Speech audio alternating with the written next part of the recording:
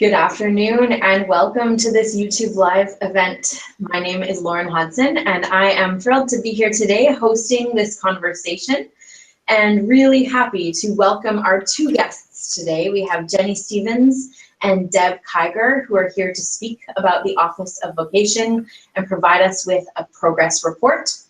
Jenny Stevens is the team leader for policies and programs for ministry personnel at the United Church of Canada's General Counsel Office. And Jenny is joining us here from the General Counsel Office in Toronto. And Deb Kiger is the chair of the Permanent Committee for Ministry Employment, Policies and Services. And Deb is joining us from her home in Aldershot. And Deb and Jenny are really the two of the lead people who are working on the progress of the Office of Vocation. Jenny as the lead staff person, and Deb as the lead volunteer. So they are rich in resources and a wealth of information that they're going to share with us today, and I'm really happy to be joined by them. And I'm happy to be joined by all of you who are logging in live. Welcome. It's always so fabulous to have these opportunities to get together from across the church, from across time and place, and to have the chance for technology to link us and to be able to hear and learn about some of the things that are going on in the church. So for those of you who are logged in live, Deb and Jenny are going to provide some information to start us off, and then we'll have a chance for a lot of questions. So if at any point throughout this broadcast you have a question that you want to ask of one or either of them, please do offer it. There is a chat box to the side of your screen that you should be able to see, and this is a space to offer any questions that come up. You will need to be logged in to YouTube to enable that chat box and to type your questions. We have a fabulous team who are monitoring all the questions today, and we'll try to get to as many as possible. However, as we know from events like this one in the past, the questions run deep, and so there is a chance we might not get to them all today, but that doesn't mean that you shouldn't still ask any questions that you have, because all the questions that are asked and offered today will be monitored and might go into something like an FAQ going forward, or another resource that will offer more information and help better equip us as we move into the future of the church. So please do offer your questions at any point, and we'll look forward to being in dialogue with one another. So Jenny and Deb, welcome to both of you. Thanks so much for taking the time to be here today and to provide this progress report. I know that you have been both been working hard to pull the pieces together on the plans for the Office of Vocation, and you're here to give us a progress report on where that's at. So I'm really thrilled to be joined by you. So for those of us who are kind of keeping track of what's happening as we come up in the life of the church, this summer in July will be General Counsel 43, and Remit 3 will be raised at General Counsel. And if Remit 3 around Office of Vocation passes in July, the new Office of Vocation will be established as of January 1st, 2019.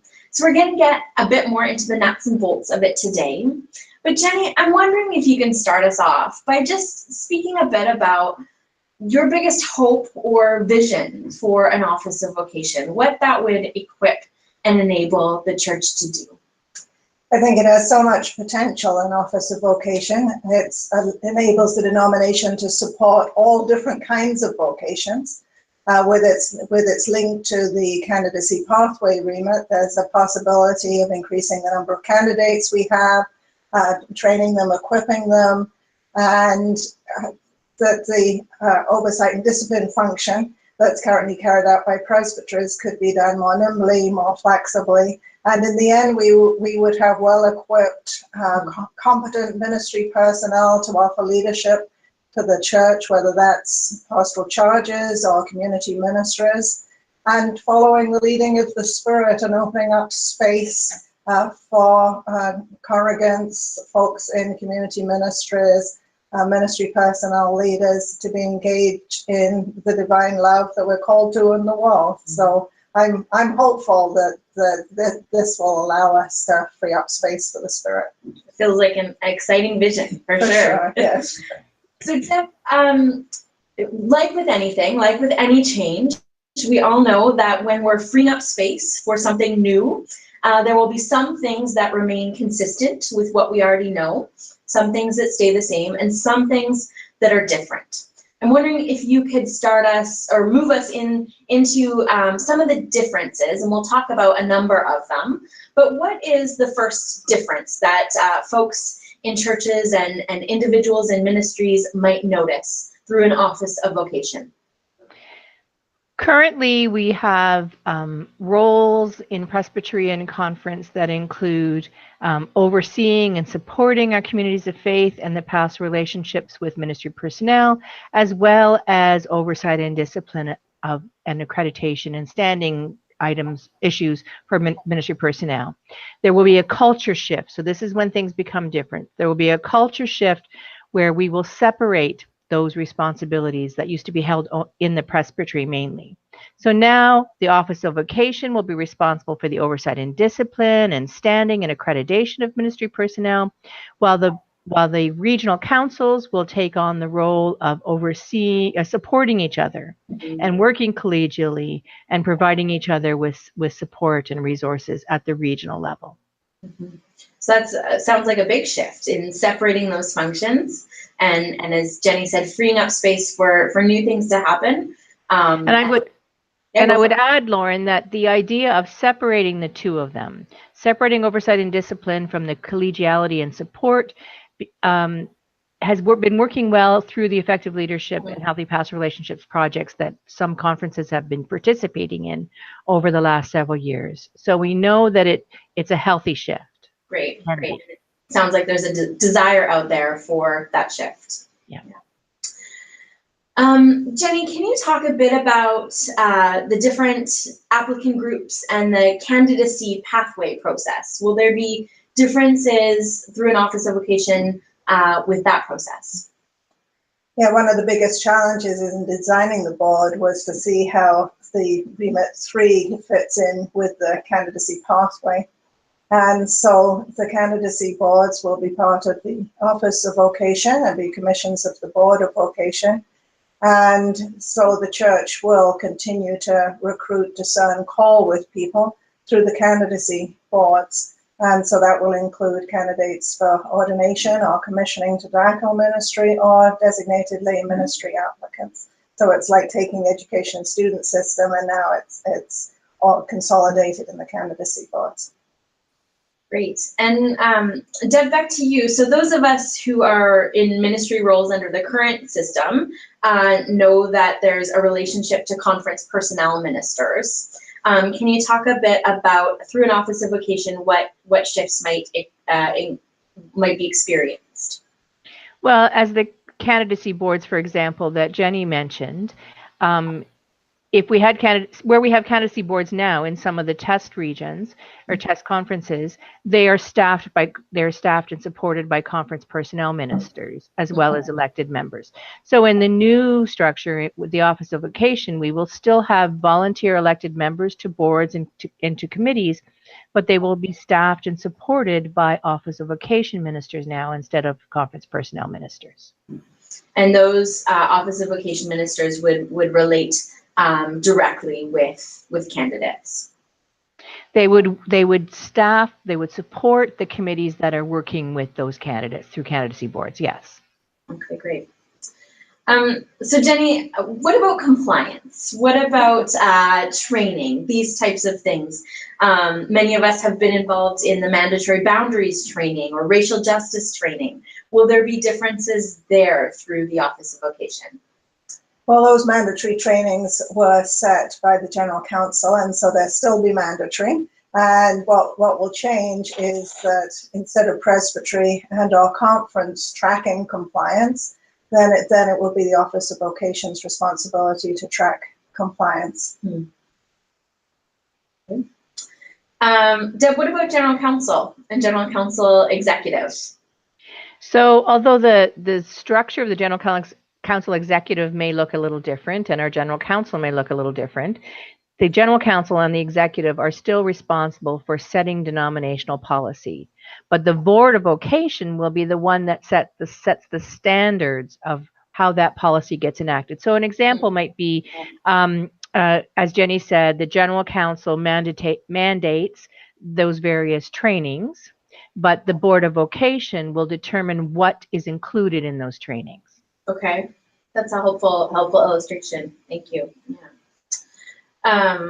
Jenny, back to you. What about processes for reviews, formal hearings, those types of functions? So the processes will be very similar to what they are now.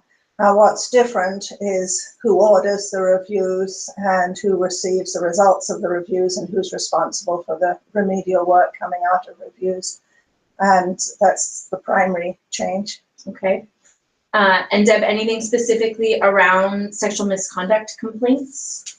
So the sexual misconduct prevention and response policy still exists. That's a denominational policy, but as we have it currently, those complaints are investigated within each conference.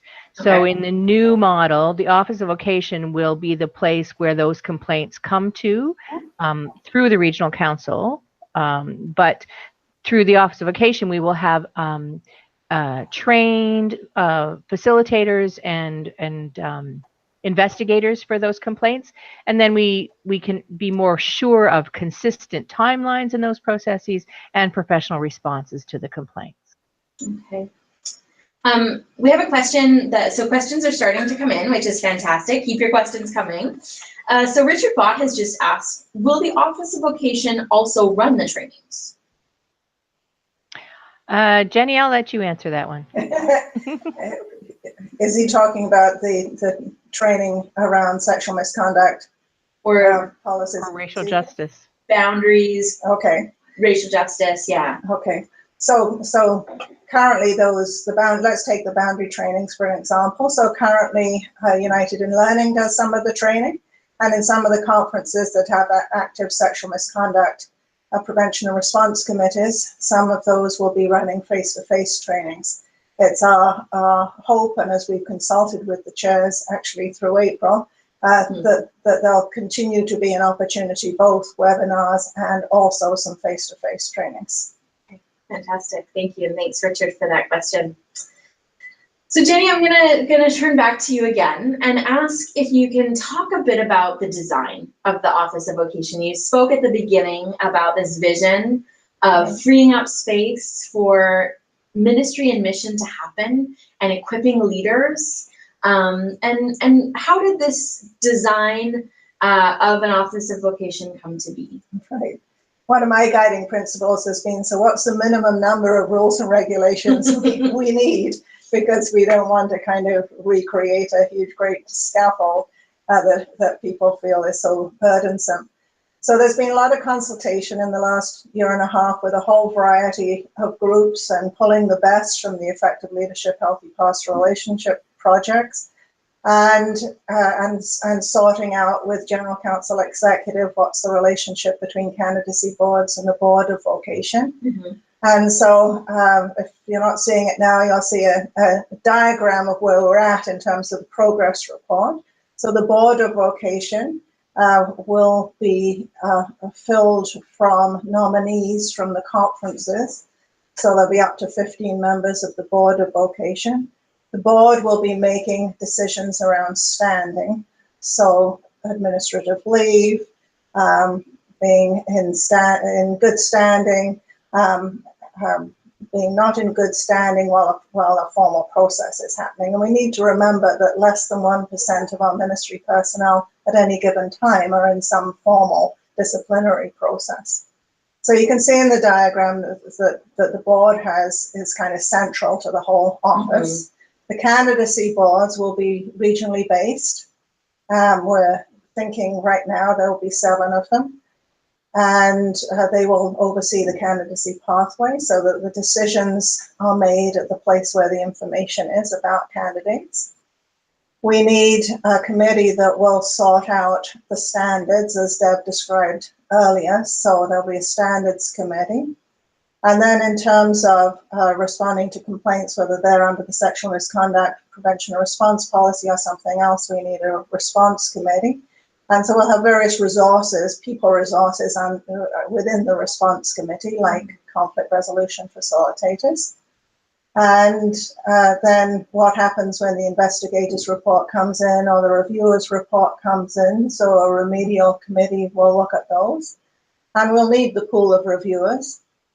So you'll see that as just marked as the review task group. Mm-hmm. And then we'll need a pool of potential panelists for formal hearings. So that will be a different group. Okay. So that's the design as you're seeing it color coded there. And for people who are visual learners like myself, having that diagram there is really helpful. So thank you for that. Thanks to you for putting that up. So you've actually just answered one of our earliest questions that came in, which is there a difference between the Board of Vocation and the Office of Vocation? And as you can see on that diagram, yes, there is a difference. The board is that central circle, and then the Office of Vocation would be the entire umbrella of all those different areas. That's correct. And the candidacy boards, the proposal that's recommended to General Counsel 43 is that the candidacy boards would be commissions of the Board of Vocation. Okay.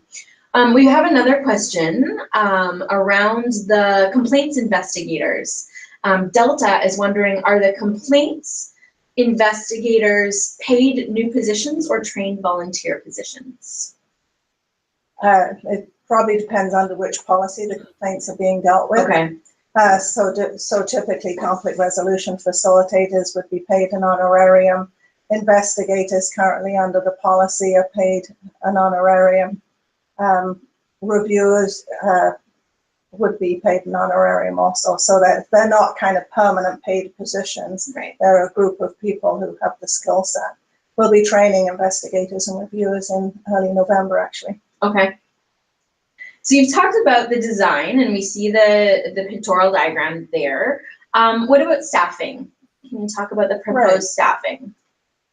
So it's being staffed out in the field by deployed Office of Vocation ministers. So we're thinking at this point that there would be 7, 1 for the Indigenous Church and 6 to support the 6 candidacy boards, which will currently serve the same grouping of regional councils as the regional council executive ministers. Mm-hmm.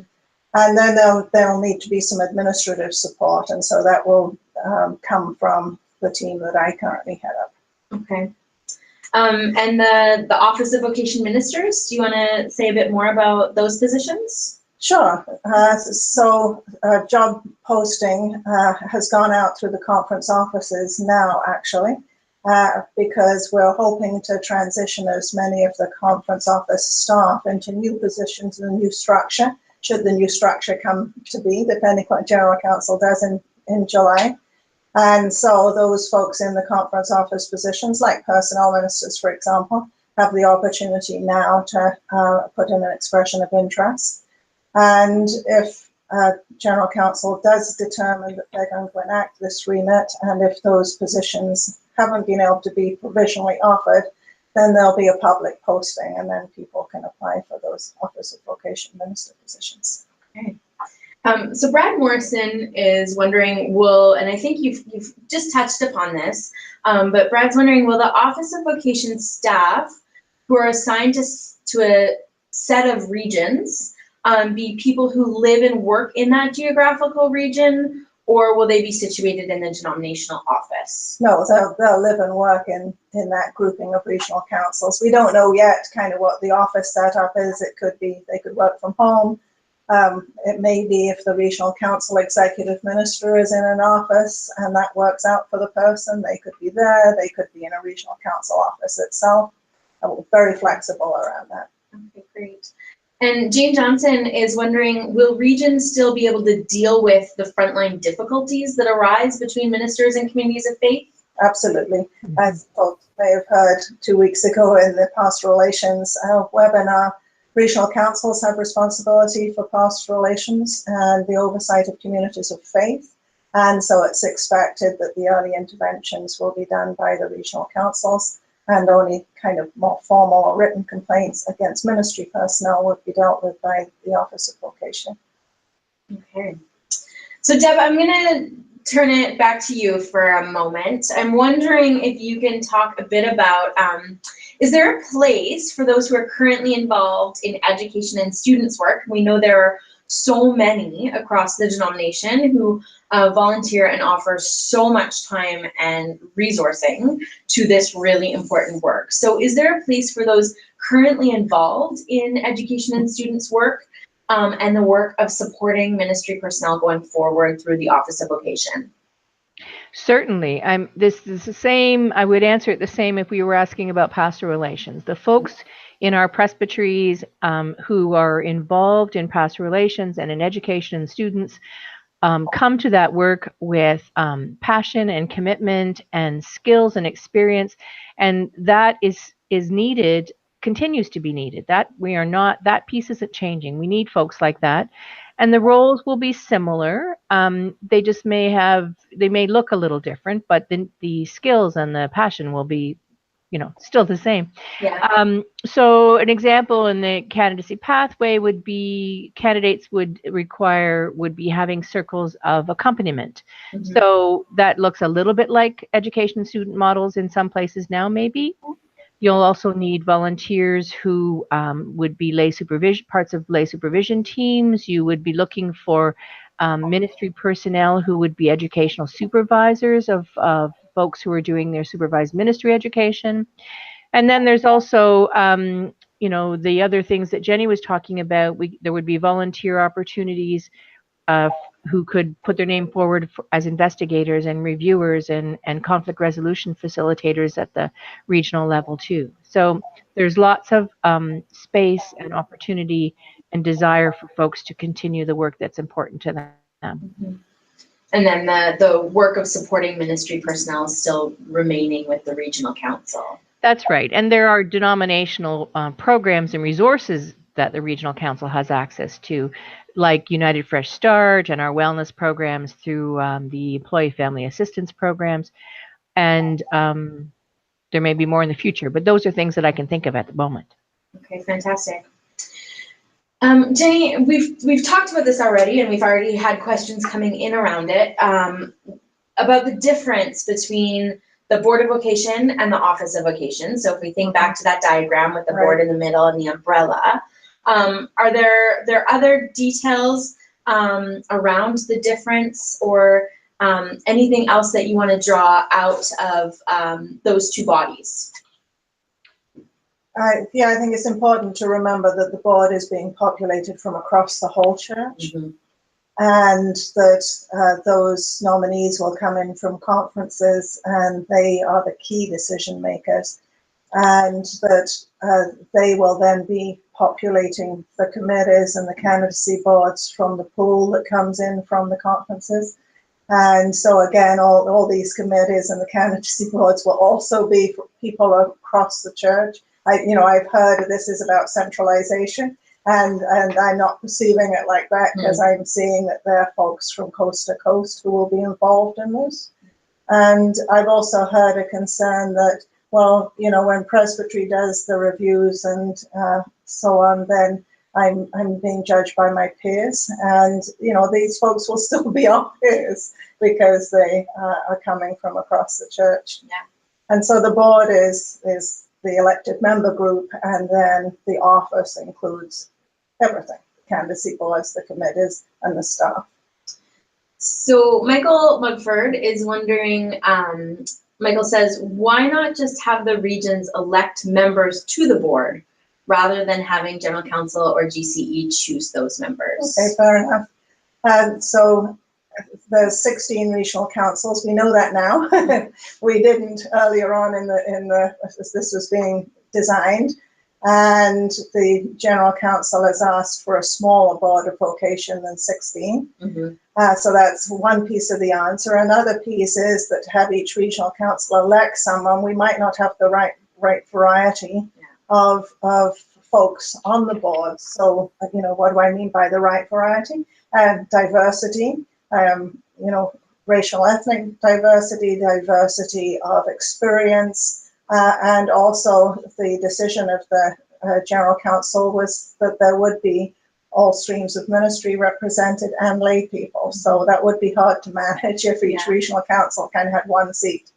Yeah, so you've talked about the diversity and also the specifics of training and a specific skill set that will be required. And a few people have asked questions around training and the specific skill set. So Brad has asked, what specialized training will Office of Vocation staff be required to have? And I understand a few people are asking that one. Oh, okay. So that they will be needing training in education students, those kinds of things, understanding of what vocation is, some interview skills, those kinds of things, to bring a background, perhaps as a presbytery person or a conference person, someone who sat on a formal hearing or has been involved in a review of some kind. So they're bringing those kinds of experience. They need to be able to keep confidences. They need to be wise, discerning, and also passionate about the practice of ministry. Awesome. And Lauren, I would just add that, there are trainings for these particular needs already set up for the fall. Once if and when this is enacted, the opportunities will arise for those people to be trained. I know there's a couple of trainings set up in November already, right, Jenny? Yes, that's right. We're bringing together the board and all the committees and the candidacy boards and the Office of Vocation ministers the first week of November to train, because this is a new experience. It's something totally new, this Office of Vocation. And we also know, this is a progress report, but we also know we're not going to get it right the first time. So it's going to be evolving, and we're doing as much consultation as we can, so we get it as nimble and effective as we can. But we know it's not going to be perfect. And that's why conversations like this and your questions are helpful in guiding that and bringing this to life in its embodied form. So, question around the specific skills or gifts that might be sought after for members of the board. Which one of you might want to answer that? Right. Go ahead, Jenny. I wish I printed off the posting that's going out today. So again, some sense of what the church needs right now in terms of ministerial leadership, ability to, again, be wise, careful in judgments, able to follow process, compassion, understanding, those kinds of things, ability to balance the needs of a particular person with the needs of the wider church and the needs of the community. Thank you. Yeah. So I'm wondering, we've talked a bit about the Board of Vocation and the Office of Vocation, and through the questions that have come up already, talking about the Office of Vocation and the regional councils. But could we go a little more deeper there in talking about the Office of Vocation and the regional councils? Deb, can you Sure. give us a bit more clarity there? Sure. So we've said it in various ways, but it helps to say again that we are separating some roles and responsibilities that used to be held in presbytery, right? So we're keeping collegiality separate from the place of discipline. We're still going to be accountable for each other across the country, but not within our own presbytery as we are now. So being clear about the roles of the two, the regional council will be there closer. Regional council will be there closer to the communities of faith and the ongoing pastoral relationships, and so they will be responsive to early, kind of be able to intervene early when there's possible conflict. Yeah. And it's only so that's where the regional council kind of fits into that kind of a scenario. But if a formal complaint arises, then the Office of Vocation would get involved with the folks who have been trained for that work. So an example of where the two would work together and how they would work differently is in, say, a sexual misconduct prevention and response complaint. The conversation when the complaint is made and the formal hearing has taken place and there's been some recommendations, that the regional council and the Office of Vocation Minister would work together and communicate, and there would be discussion about how the recommendations are followed through and whether there's administrative leave and those kinds of issues. But that would be, there'd be this clarity of roles as well as a sense of collaboration as in many of those situations. So Gail is asking about this specifically, and Gail asks if Office of Vocation Ministers are not able to do all of the early intervention work in a region, who in the regional staff might be responsible? So would you like me to respond to that? Jenny, go for it. Sure, Jenny. So we've got provisionally appointed regional council executive ministers. Yeah. And the next step is to pull together a regional council commission. And in conversation with that commission, they'll be sorting out what kind of staffing that particular regional council needs. So, I mean, it's imagined that they would want staff that did, for example, pastoral relations, and that member of staff would collaborate very closely with the Office of Vocation. But that staff position may have other pieces in it besides, and it will be up to the regional council commissions in consultation with the regional council executive ministers exactly how to staff, because the general council isn't saying to regional councils, this is the staff you will have. It's saying, here's a budget, so you can sort out how you want to spend that on staff. Okay, that's helpful. So Deb, I remember hearing about, coming out of General Council 42, an idea around an association of ministers. Is that the same thing as an Office of Vocation or different? No, while both of them are there to offer support to the vocation ministry, they would do it in different ways. And let me just bring you back to what happened at last General Council. So this was one of the recommendations that came out of the comprehensive review decisions at General Council 42. And the decision around the Association for Ministers was to explore the idea. And so that is a piece of work that came back to the Permanent Committee, to MEPS, and we developed a task group that has been working at that. And that task group has worked very hard and has given an interim report to the Permanent Committee and have asked for an extension to their mandate. So their work would have been done this past spring, but we've now extended their mandate to the fall of 2018 so that they can gather more information. And I would just highlight for those listening and those who listen later on, that there is a survey that's been sent out by the Association of Ministers Task Group. And I think the deadline for responding to it is to the 22nd of May. So if you have, as minister personnel, you should have received an email inviting you to do so.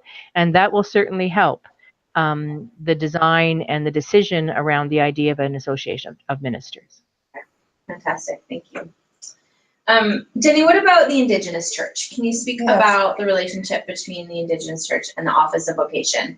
This is a piece I found particularly interesting in the consultation. And so the Caretakers Circle was working for a couple of years. And from the Caretakers Circle have come some calls to the church. And that follows the Truth and Reconciliation Commission work, and also the adoption of the United Nations Declaration on the Rights of Indigenous People, that among other things says that Indigenous people must be self-determining. So one of the calls to the church was for an Indigenous office within the Office of Vocation. And so since the Caretakers Circle disbanded in the fall, they asked a primarily staff working group to meet with our team to sort out what does that mean, both for the pastoral relations system, candidacy pathway, and the Office of Vocation. And so what we've worked out is that the Indigenous Church would name their own candidacy board. So that candidacy board would have responsibility for the preparation and determining candidacy and oversight of the formation process for folks being prepared for leadership in the Indigenous Church. And that candidacy board, the Indigenous Candidacy Board, they may call it a Council on Learning. I don't think we know yet. would be supported by an Office of Vocation minister of their choosing. It would be a partnership actually in the hiring of that person, and that person would maybe Indigenous themselves and would serve the Indigenous church in these areas. And so the image that Maggie McLeod brought to us was the image of braiding, so that, you know, each strand stays intact, but we braid them together. Then there's two other places where the Indigenous church kind of links in. One is they'll name a person to the board. It may be that the conferences will name Indigenous people also to the board, but for sure there's the one seat named by the Indigenous church, and maybe others.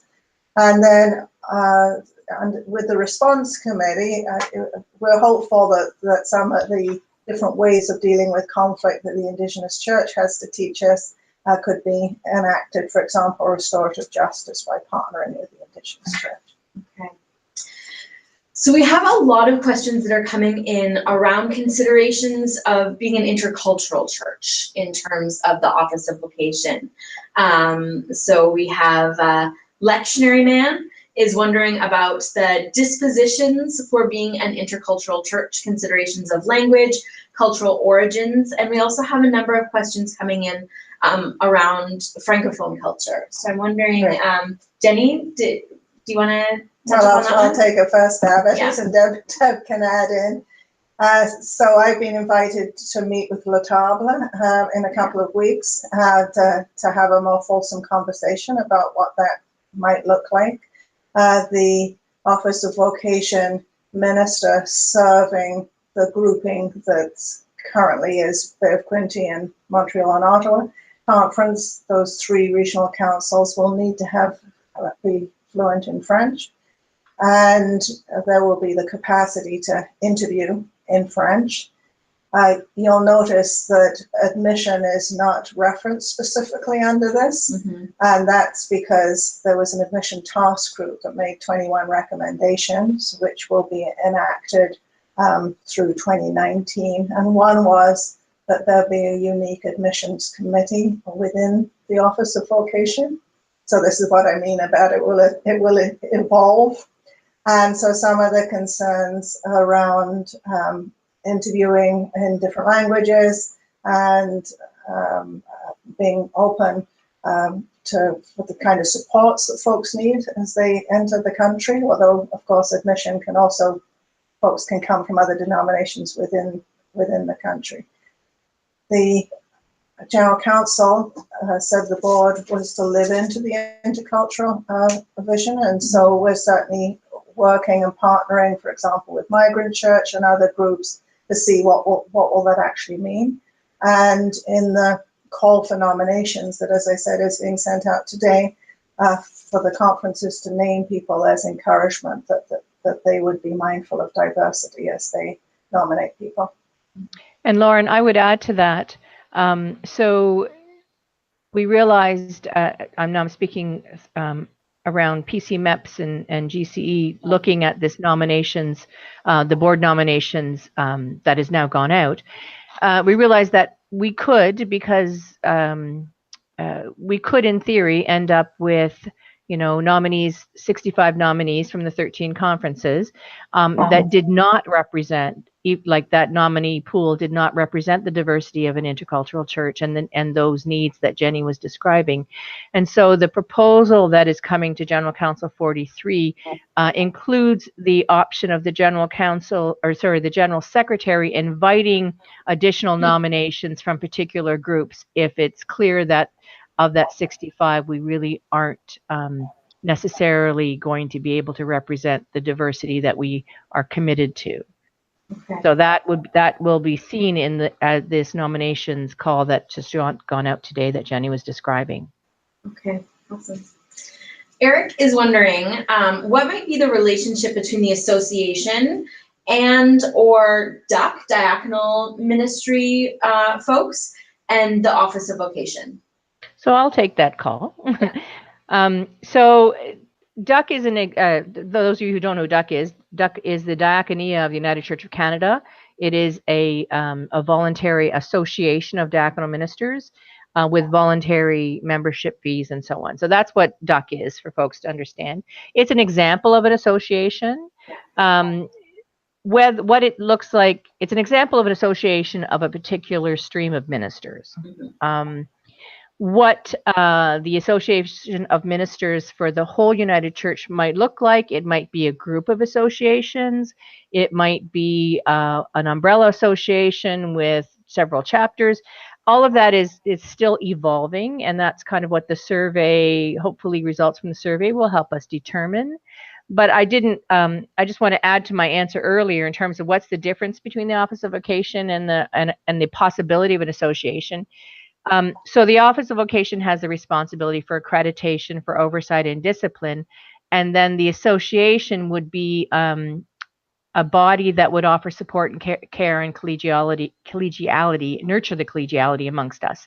So an example in outside the church might be the regulating body of a profession, the body that issues licenses, for example, and their professional association. So you have two different things. If you think about a police, whoever issues police rights, like to be a policeman, and then the police have an association as well. So they both are supporting the folks that do the work, and that's sort of how the two come together in theory. That's a helpful illustration. Yeah, thank you. And as many are across the church, across the denomination, are familiar with these other types of professional organizations. Yeah. Dawn is wondering, what ideas are being floated for how the Office of Vocation can help with developing and encouraging ongoing education with lay leaders? So what role might the Office of Vocation have for training and support of lay leaders, specifically around worship, as sacrament elders, children's ministry leaders? I'll start that, Jenny, if you'd like, and then you could add. Okay, that's fine. I think I have a beginning answer anyway. So in terms of things like sacraments, we'll still be looking, that's a denominational policy, right? Who sacrament licensors are issued to. So that's one piece of it. But in terms of lay worship and what we call licensed lay worship leaders, my understanding is that is a regional council piece. That is a local pastoral relationship, communities of faith decision. It's not, it would not be considered, in my understanding, one of the ministry streams that would be covered in the Office of Vocation. But Jenny might want to add to that. Yeah, one of the pieces of conversation has been, so who does license lay worship leaders? The congregational designated ministers are accountable to the congregation except for discipline. So, where's that discipline going to happen? What about licenses for sacraments? And the conclusion of our consultation, so again, a progress report, is that all of that belongs to the regional council. And so, education of the laity is part of the support of congregations, communities of faith, and therefore belongs with the regional council, which isn't to say there aren't all kinds of programs that currently come out of the general council office and we're assuming come out of the denominational office next year to partner with the regional councils around this work. So I understand that some of the questions you've already been getting up until this point have been around ministry personnel who are currently in the admission process. And Brianne Swan is wondering what happens to inquirers or candidates who are partway through their process. How will they be accommodated, and will there be safeguards to make sure they do not get lost in the shuffle? Shall I take that, Deb? Sure, go ahead. So in March, about a month ago, there was a webinar for all of you folks to explain to you how the transition is going to happen. We're very committed to not make it problematic for folks already in the system. So for inquirers, if their discernment process finishes before the end of the year in a timely fashion such that conference interview board can happen and presbytery can make the person a candidate before the end of December, then they would enter the candidacy board system as a candidate. If discernment will still be in process, then the discernment committee will continue until it finishes its process, even if that's into 2019. And then their report will go to the candidacy board. So that's what's been worked out as a kind of a fluid, non-interruptive, disruptive way to transition folks into the new system. Helpful, thank you.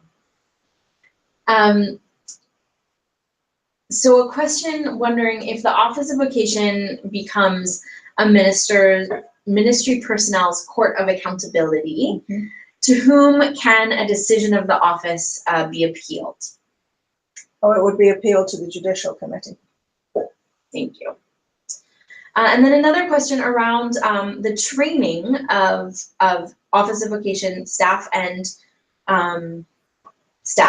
regional staff for the Office of Vocation. Would there be requirements of training in labor laws? There's certainly a legal aspect to the training, because that's really important when it comes to reviews and formal hearings and things.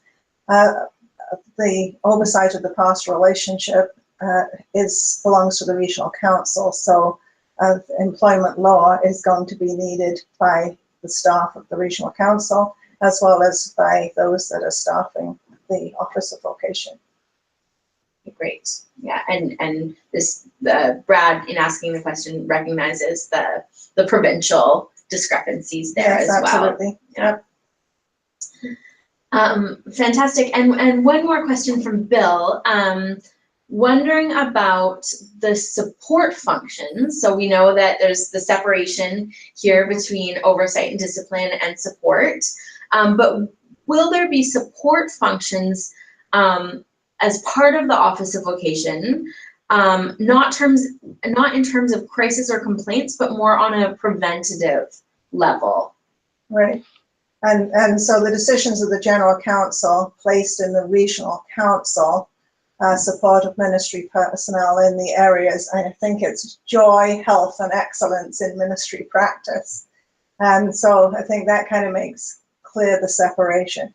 I mean, again, there would be some resources coming out of the General Council office as there are now, some of the programmatic things that Deb mentioned earlier, but primarily it's for the regional councils to invest in kind of the everyday health and vitality, to be, as it were, the court of collegiality. Fantastic. We have just time for one more question before we wrap up. Thank you all. Your questions have been so fantastic and kept us going really smoothly. And has, for me at least, felt like a conversation. So thank you for asking all these questions. Richard is wondering, so in the transition to a 3-council model, and with the implementation pending decisions made at General Council 43, with the implementation of an Office of Vocation, will there be a sense that we'll lose one court of appeal that we currently have? Go ahead, Jenny. Well, I'm just thinking what the answer is. I don't know whether there'll be a sense of losing a court of appeal. Like, there is still a court of appeal, and it's called the Judicial Committee. Yeah. So, and that was actually integral in the conversation about setting up the Office of Vocation, that it's very much part of our culture that there would be an appeal process. Yeah. I mean, certainly the hope is that to have folks doing formal stuff on a regular basis will decrease the need for appeals, because, you know, appeals are made on the basis of process or errors of process. Yeah. And so the hope is that they will be done well. So I don't know what people will feel, but there is a place for appeal. Fantastic. Thank you. Thank you. Well, thank you both so much, Deb and Jenny. It's been so fantastic to be here with you, such an informative time. And I'm just so appreciative of, I'm sure, the many, many, many hours of work and discernment that is going into this really important task. And here we're here today talking about the Office of Vocation. And this is only one piece of a huge task before you in both of your areas of work and both of your areas of leadership. So thank you so much for being here. Okay. And thank you to those of you who have joined in live. We have a number of people who are here live, and we know for these sessions that many, many more watch these recordings after the fact. So your questions today have really helped to guide our conversation. And as I said at the beginning, will help Jenny and Deb and others going forward. This is, as we've said many times, a progress report of where things are at. And the work is continuing. So your questions will be taken into account and taken into consideration as decisions continue to be made and looking towards General Counsel 43. And I just got a note from Steve that we had 159 people here live today. So that is fantastic. I want to let you know a bit about what is coming up in the near future. So there will be a series of ongoing webinars, live sessions called General Counsel Tuesdays, GC Tuesdays, and these are beginning on May 29th, and there'll be sessions every Tuesday evening between May 29th and General Counsel in July. So this is a webinar series that is open to anyone. They're not just for General Counsel commissioners. And for more information on these, you can go to the United in Learning webpage. I went just before we started to look at it, and there's a very clear list of the upcoming sessions and how to register. So if you're interested in knowing more about that, check out the United in Learning webpage and go to the GC Tuesdays link. And then in terms of if you want to follow up on some of what we talked about today, continue to learn more, sign up for newsletters, send in other questions. On your YouTube page that you are viewing us through right now, where we're being broadcast, underneath you'll see a short line of description and an option to show more. If you click on the show more button, you'll get a drop down and you will be able to see a number of links there, as well as an email address. So if there are any other questions you think of after today or any further comments, we encourage you definitely to send those along, and that can all be sent to the Remits email address. So that's remits@united-church.ca. And in that drop-down menu, there are a number of other links of places to go and to look for more information. So that's it for me. Thank you all so much. Thank you again, Deb and Jenny, and to all of our viewers. Have a really blessed day, and until we meet again here online, take care.